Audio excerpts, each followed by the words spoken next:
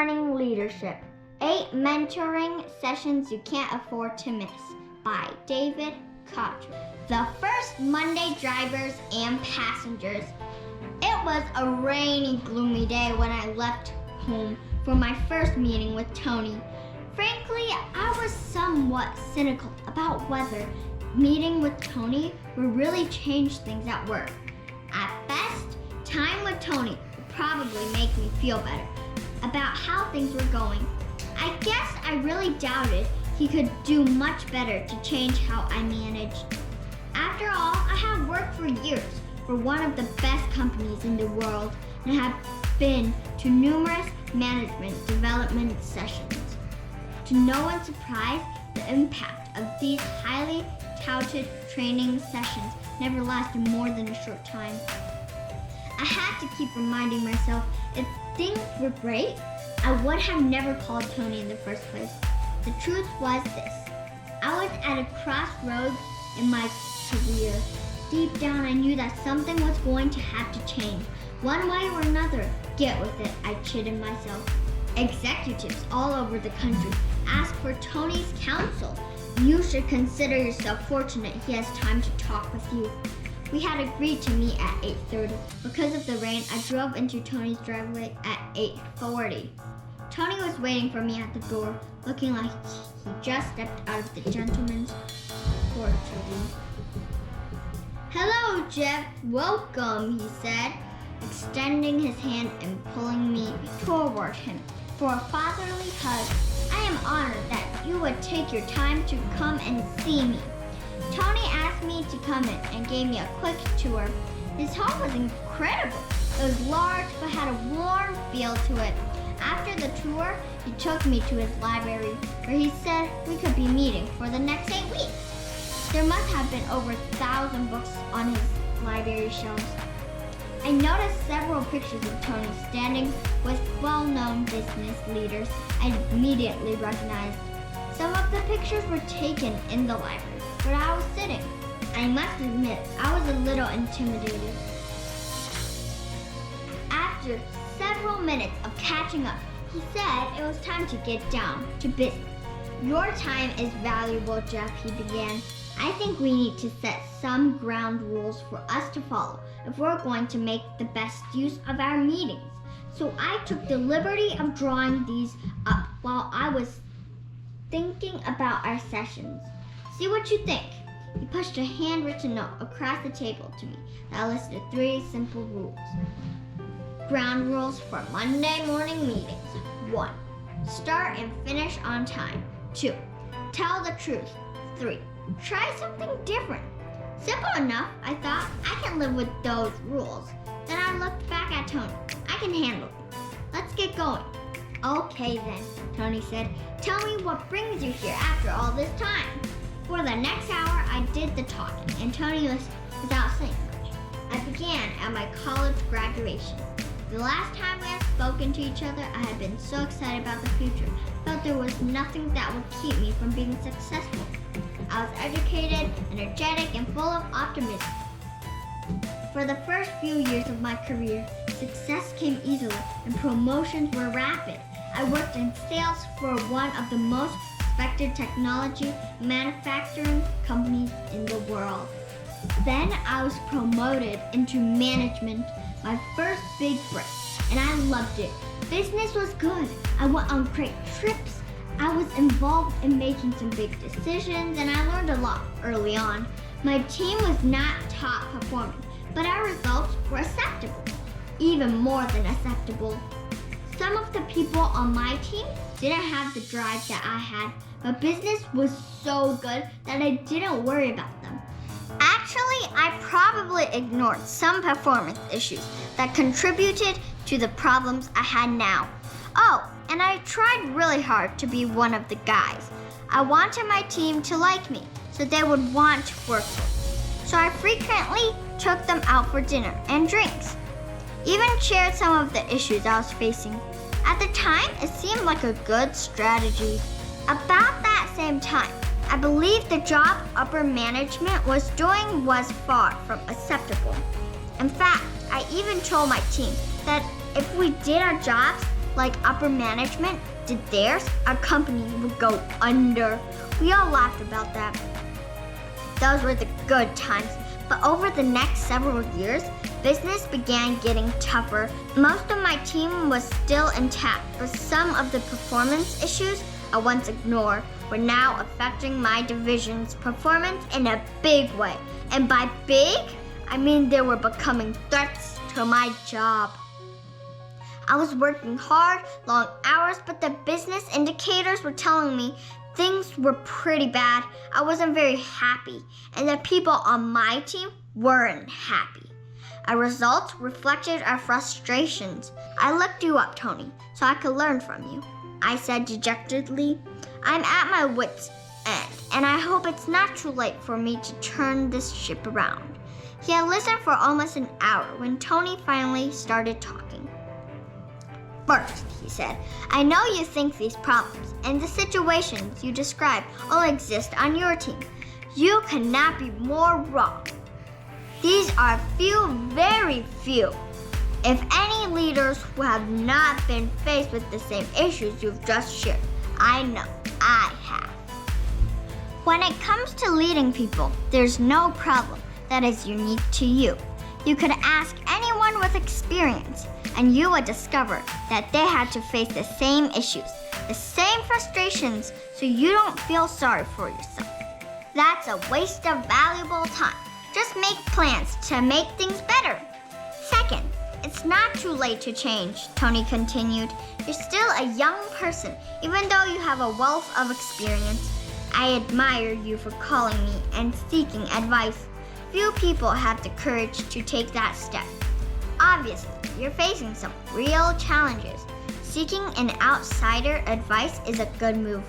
We all need people who will help us look at situations from a different perspective, Tony said, his tone riveting my attention to every word. In fact, I have several people who are my mentors, people who have helped me gain my insights, and who have remained my mentors after all these years. It's not too late to change, but you will have to work to make improvement. Remember, you're not alone here. Most people have difficulties. Making the transition from employee to manager and from manager to leader, your dad once told me something that I will never forget. He said that if you want to be extraordinary, the first thing you have to do is stop being ordinary. Wanting to be liked and just one of the guys is natural. Of course, everyone likes to be liked. But as a leader, your team should like or respect you for the right reasons. If they like you because you're fair, consistent, empathetic, or a positive person, that's great. But if they like you because you provide them with free dinners and drinks, what have you gained? You're setting yourself up for failure somewhere along the way. If your goal is to get everyone to like you, you will avoid making tough decisions because of your fear of upsetting your friends. Transitioning from employee to manager or manager to leader requires that you make different decisions. And believe me, those transitions can sometimes create challenges in every other area of your life as well. I remember when you were a teenager, Jeff. You were so excited when you celebrated your 16th birthday and got your driver's license. Remember? You had watched your mom and dad drive for years, and as soon as you were old enough, you went through the driver's education course. Now remember how confident you were. You knew that you would be the best driver ever. You even promised your dad with those very words, Tony said with a wink. Of course I do, I replied. I also remember the second day after getting my license, I had an accident. Thankfully, no one was hurt. I remember that too, Tony nodded. Most of your soccer team was in the car with you. But what you don't know is that a few days later, Dad and I discussed that the main reason for the accident was your failure to understand the difference in responsibilities between being the driver and being a passenger. You see, passengers are free to do a lot of things the driver can't do.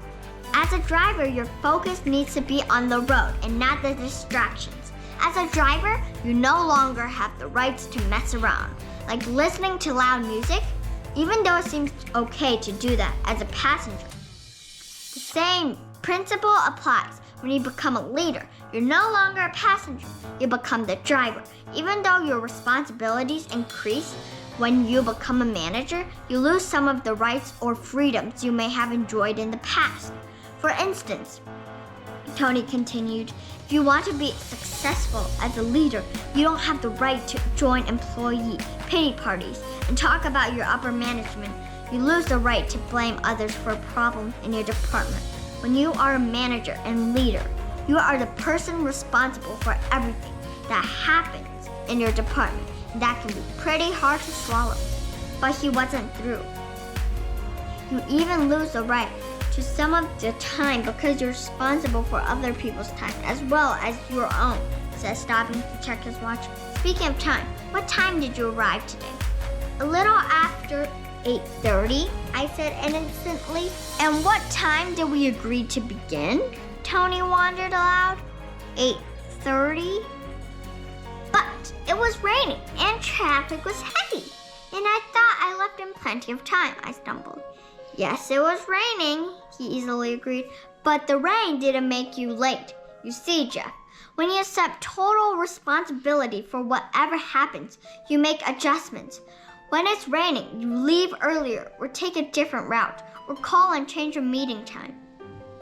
You control if you are on time or not. The rain just forces you to make different decisions. The opposite of accepting responsibility is to find someone or something to blame for the issues you're facing.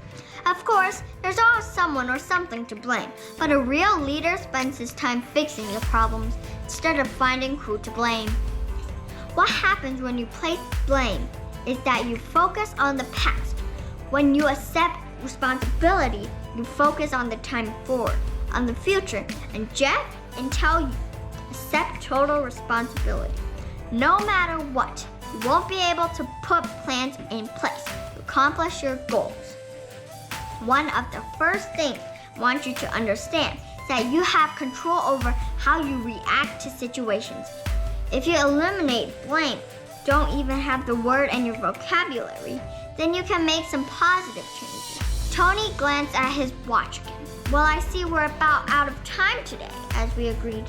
Handed me a blue spiral notebook with the words Monday Mornings with Tony handwritten across the cover. Take this notebook and begin writing down what we discussed, he said. It will be easier for you to keep track of when you need to review our discussions. Tony stood and walked me to the door. So is there anything you will do this week to make your situation better? Well, what you say about taking responsibility makes sense. But there are so many external factors working on my team. I'm not so sure I can belly up to the total responsibility bar, I said sheepishly. But what I can do for sure is not participate in the pity parties or blame upper management for our problems. And I will try to take responsibility for everything and see how it goes, I promised. Write those things in your notebook when you get home, Tony suggested. And remember, when you write things down, you commit to doing them. If you simply tell me what you want to do, there's really no commitment to getting it done. I agreed and told him I will be there at 8:30 sharp next Monday. I left Tony, feeling even more frustrated. It was going to be pretty hard to accept responsibility for everything that happened in my department, and I wasn't sure it was realistic. Some of the things he said made sense, but were the philosophies up to date? I wondered. But I had promised I would try something different and then wait to see what would happen. Later that day, I opened the notebook to record the lessons I had learned. Inside the notebook was a letter from Tony that read, Jeff, congratulations for having the courage to seek advice. This step alone indicates to me that you have a tremendous amount of pride in your work, and more importantly, that you are willing to take responsibility for your actions. As you turn this page, let the words you write in this notebook become a new blueprint for success in your business and personal life. I am honored that you're allowing me to share my experiences with you, and I look forward to seeing you again next Monday. Best wishes, Tony. As I read the note, I could feel the genuineness of his words. He wanted me to be successful, and I began to feel more confident than I had in years that change for the good was on the horizon. Be a driver until you accept total responsibility. No matter what, you will not be able to put plans in place to accomplish your goals. Transitioning from manager to leader requires that you make different decisions.